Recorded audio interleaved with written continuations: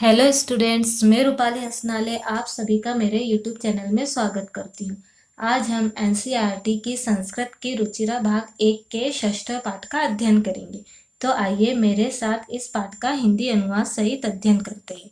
षष्ठः पाठः। इस पाठ का नाम है समुद्र तटः। इसका मतलब होता है समुद्र का किनारा। इस पाठ में तृतीया और चतुर्थी विभक्ति के शब्दों का प्रयोग हुआ है। अब तृतीय विभक्ति किसको कहते हैं? मैंने आपको पहले भी बताया था कि जिसकी सहायता से कार्य किया जाता है उसे हम करण कारक कहते हैं। अब ये करण कारक हमारी तृतीय विभक्ति है और इसका कारक चिन्ह से के द्वारा है। देखो यहाँ पर तरंगे है, हमारी तृतीय विभक्ति है। नौकाबिही, ये भी तृतीय विभक्ति है। कंदुकेन तृतीय विभक्ति है। बालुकाभिः, ये भी हमारी तृतीय विभक्ति है ना। यानी कि इस पाठ में तृतीय विभक्ति के शब्दों का प्रयोग हुआ है। और संप्रदान कारक किसे कहते हैं? मतलब कि हमारी चतुर्थी विभक्ति कौन सी है? संप्रदान कारक। अब संप्रदान कारक का मतलब क्या होता है? संप्रदान का अर्थ देना होता है। जब वाक्य में किसी को कुछ दिया जाता है या किसी के लिए कुछ किया जाता है तो हम उसे संप्रदान कारक कहते हैं। और ये संप्रदान कारक हमारी चतुर्थी विभक्ति होती है और इसका कारक चिन्ह को के लिए होता है। देखो यहाँ पर पर्यटनाय, ये हमारा चतुर्थी विभक्ति है।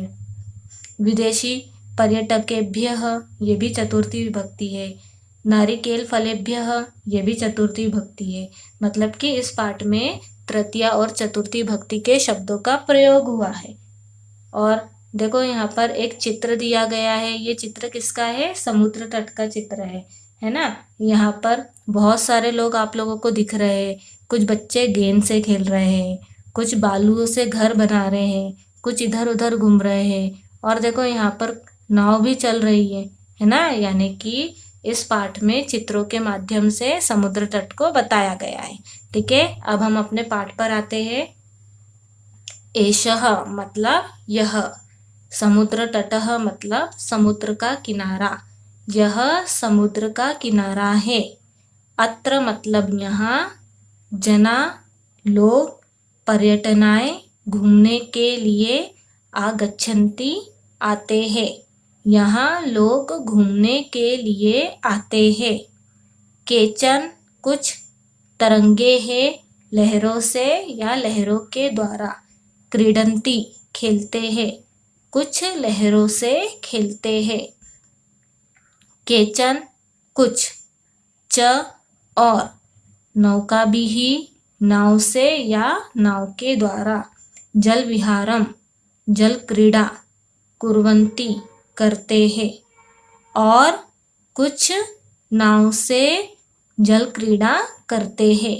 तेषु उनमें, केचन कुछ, कंदुकेन गेंद से या गेंद के द्वारा। क्रीडन्ति खेलते हैं, उनमें कुछ गेंद से खेलते हैं। बालिकाः लड़कियां, बालकाः लड़के। च और, बालुकाभिः बालुओं से, रेत से। बालुकागृहम रेत का घर या फिर बालू का घर। रचयन्ति बनाते हैं। लड़कियां और लड़के बालुओं से बालू का घर बनाते हैं। मध्ये मध्ये मतलब बीच बीच में। तरंगाः लहरें। बालुकागृहम बालू के घर को। प्रवाहयन्ति बहाकर ले जाती है। ठीक है, बीच बीच में लहरें बालू के घर को बहा ले जाती है। एषा यह, क्रीड़ा खेल, प्रचलति एव चलता ही रहता है, यह खेल चलता ही रहता है। समुद्र तटाः समुद्र तट मतलब समुद्र का किनारा।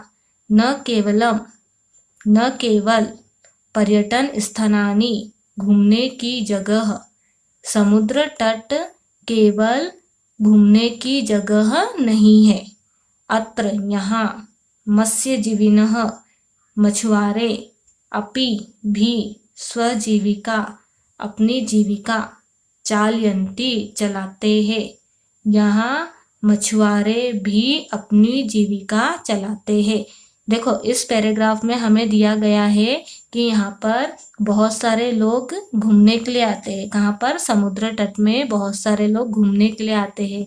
कुछ लहरों से खेलते हैं, कुछ नाव से जल विहार करते हैं, मतलब कि जल क्रीड़ा करते हैं। अब आप लोग भी कभी समुद्र के तट गए होंगे या फिर नदी के वहाँ पर गए होंगे, तो आप लोग नाव में बैठे होंगे। तो नाव में बैठकर आप पानी से मस्ती करते हो ना, पानी के साथ खेलते हो ना। वैसे ही यहाँ पर क्या बताया गया है कि बच्चे नाव में बैठे हैं या फिर बड़े नाव में बैठे हैं और क्या कर रहे हैं? नाव से जल क्रीड़ा कर रहे हैं, यानी कि पानी में नाव में बैठ के क्या कर रहे हैं? जल क्रीड़ा कर रहे हैं। और उनमें से कुछ गेंद से खेल रहे हैं, है ना। और बालिका और बालक बालुओं से बालू का घर बनाते हैं और बीच बीच में जो लहरें हैं बालू के घर को बहा कर ले जाती है। और यह खेल चलता ही रहता है। जो समुद्र का किनारा है केवल घूमने का स्थान नहीं है। यहाँ पर जो मछुआरे होते हैं अपनी जीविका चलाते हैं, मतलब कि जो मछुआरे होते हैं वो मछलियाँ पकड़कर उनको बेचते हैं। जब वो उनको बेचेंगे तो उनसे उनको पैसे मिलेंगे और वो अपना जीवन यापन करते हैं। आया आपको फर्स्ट पैराग्राफ समझ में? एक और बार समझना। एषः समुद्र तटः, यह समुद्र का किनारा है। अत्र जनाः पर्यटनाय आगच्छन्ति, यहाँ लोग घूमने के लिए आते हैं। केचन तरंगैः क्रीडन्ति, कुछ लहरों से खेलते हैं। केचन च नौकाभिः जल विहारं कुर्वन्ति, और कुछ नाव से जल क्रीड़ा करते हैं। तेषु केचन कन्दुकेन क्रीडन्ति, उनमें कुछ गेंद से खेलते हैं। बालिकाः बालकाः च बालुकाभिः बालुकागृहं रचयन्ति, लड़कियां और लड़के बालुओं से बालुका घर बनाते हैं। मध्ये मध्ये तरंगाः बालुकागृहं प्रवाहयन्ति, बीच बीच में लहरें बालू के घर को बहा देती है। ऐसा क्रीड़ा प्रचलति एव, यह खेल चलता ही रहता है। समुद्र तटाः न केवलं पर्यटन स्थानानि, समुद्र का किनारा केवल घूमने का स्थान नहीं है। अत्र मत्स्यजीविनः अपि स्वजीविकां चालयन्ति, यहाँ मछुआरे भी अपनी जीविका चलाते हैं। आया फर्स्ट पैराग्राफ समझ में? अब सेकंड पैराग्राफ देखो।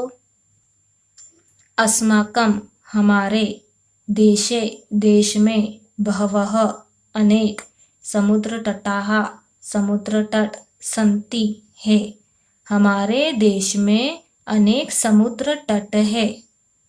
एतेषु, इनमें, मुंबई, गोवा, कोच्चि, कन्याकुमारी, विशाखापट्टनम, पुरी तटाः, मतलब पुरी के तट, अतीव, अत्यधिक, प्रसिद्धाः, प्रसिद्ध, सन्ति, है।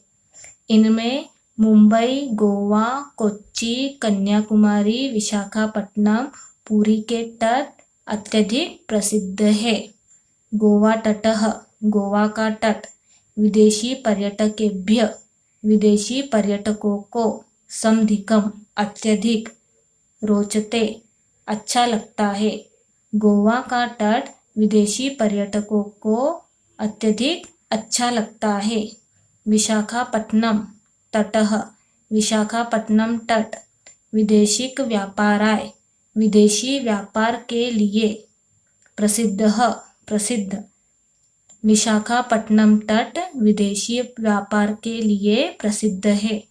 कोच्चि तटः, कोच्चि तट, नारिकेल फलेभ्यः, नारियल के फलों के लिए, ज्ञायते, जाना जाता है। कोच्चि तट नारियल के फलों के लिए जाना जाता है। मुंबई नगरस्य, मुंबई नगर के, जुहू तटे, जुहू तट पर, सर्वे जनाः, सभी लोग, स्वैरम, बेरोक टोक, विहरन्ति, घूमते हैं। मुंबई नगर के जुहू तट पर सभी लोग बेरोक टोक के घूमते हैं। चेन्नई नगरस्य, चेन्नई नगर का, मेरीना तटः, मेरीना तट, देशस्य देश के सागर तटेषु सागर तटों में दीर्घतम लंबा है। चेन्नई नगर का मेरीना तट देश के सागर तटों में सबसे लंबा है। ठीक है, देखो हमारे देश में बहुत सारे समुद्र तट है। इनमें मुंबई, गोवा, कोच्चि, कन्याकुमारी, विशाखापट्टनम, पुरी के तट बहुत प्रसिद्ध है। गोवा का तट विदेशी पर्यटकों को बहुत अच्छा लगता है और विशाखापट्टनम का तट विदेशी व्यापार के लिए प्रसिद्ध है। कोच्चि तट नारियल के फलों के लिए जाना जाता है। मुंबई नगर का जुहू तट पे लोग बिना रोक टोक के घूमते हैं। आप लोग भी कभी मुंबई गए होंगे और वहाँ पर जुहू बीच पे तो ज़रूर गए होंगे। वहाँ पर आप सभी लोग बिना रोक टोक के घूमते हैं। आपको कभी किसी ने रोका है? नहीं रोका होगा, है ना। तो यहाँ पर क्या है, मुंबई नगर का जुहू तट में सभी लोग बिना रोक टोक के घूमते हैं। और चेन्नई नगर का मेरीना तट देश के सागर तट में सबसे लंबा है। ठीक है, इस पैराग्राफ को एक और बार समझना। अस्माकं देशे बहवः समुद्र तटाः सन्ति। हमारे देश में अनेक समुद्र तट है। एतेषु मुंबई, गोवा, कोच्चि, कन्याकुमारी, विशाखापट्टनम, पुरी तटाः अतीव प्रसिद्धाः सन्ति। इनमें मुंबई, गोवा, कोच्चि, कन्याकुमारी, विशाखापट्टनम, पुरी के तट अत्यधिक प्रसिद्ध है। गोवा तटः वैदेशिक पर्यटकेभ्यः समधिकं रोचते। गोवा का तट विदेशी पर्यटकों को अत्यधिक अच्छा लगता है। विशाखापट्टनम तटः वैदेशिक व्यापाराय प्रसिद्धः। विशाखापट्टनम का तट विदेशिक व्यापार के लिए प्रसिद्ध है। कोच्चि तटः नारिकेल फलेभ्यः ज्ञायते। कोच्चि तट नारियल के फलों के लिए जाना जाता है। मुंबई नगरस्य जुहू तटे सर्वे जनाः स्वैरं विहरन्ति। मुंबई नगर के जुहू तट पर सभी लोग बेरोक-टोक घूमते हैं। चेन्नई नगरस्य मेरीना तटः देशस्य सागर तटेषु दीर्घतमः। चेन्नई नगर का मेरीना तट देश के सागर तटों में सबसे लंबा है। आया आपको फर्स्ट और सेकंड पैराग्राफ समझ में। अब नेक्स्ट पैराग्राफ, भारतस्य भारत के त्रिशसु तीनों दिशाओं में समुद्र तट संति है। भारत के तीनों दिशाओं में समुद्र तट है। अस्माद् एव कारणात् इसी कारण से ही भारत देश प्रायद्वीप इति कथ्यते कहा जाता है। इसी कारण से ही भारत देश को प्रायद्वीप कहा जाता है। अब प्रायद्वीप का मतलब तीन तरफ से जल से घिरा भूभाग। ठीक है, प्रायद्वीप का मतलब क्या होता है? प्रायद्वीप का मतलब होता है तीन तरफ जल से घिरा भूभाग। पूर्व दिशायां बंगोपसागरः, पूर्व दिशा में बंगाल की खाड़ी। दक्षिण दिशायां हिंद महासागरः, दक्षिण दिशा में हिंद महासागर। पश्चिम दिशायां च अरब सागरः, और पश्चिम दिशा में अरब सागर अस्ति है। एतेषां इन त्रयाणां तीनों अपि सागराणां सागरों का भी संगम मतलब मिलन कन्याकुमारी तट पर भवति होता है। इन तीनों सागरों का संगम भी कन्याकुमारी तट पर होता है।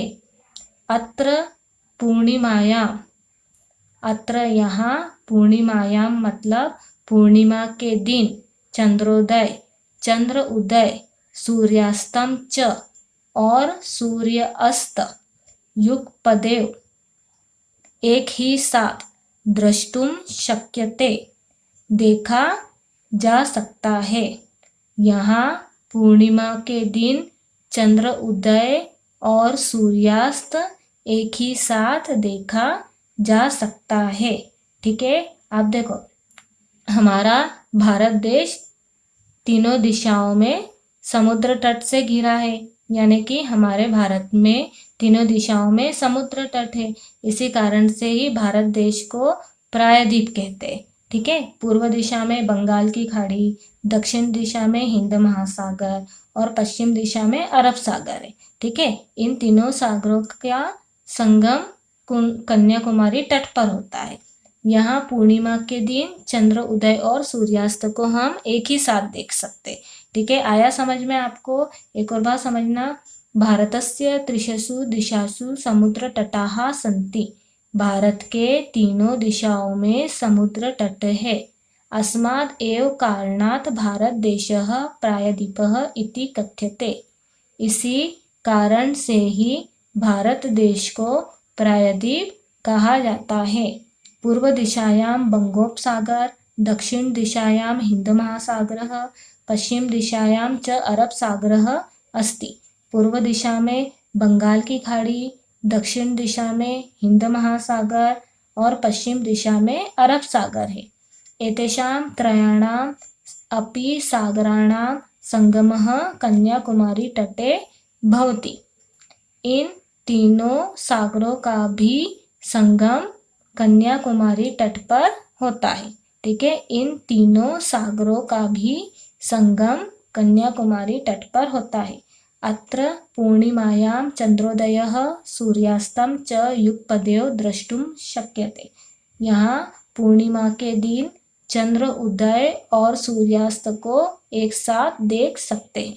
आपको आया षष्ठः पाठ समझ में? अब हम इस पाठ के शब्दार्थ देख लेते हैं।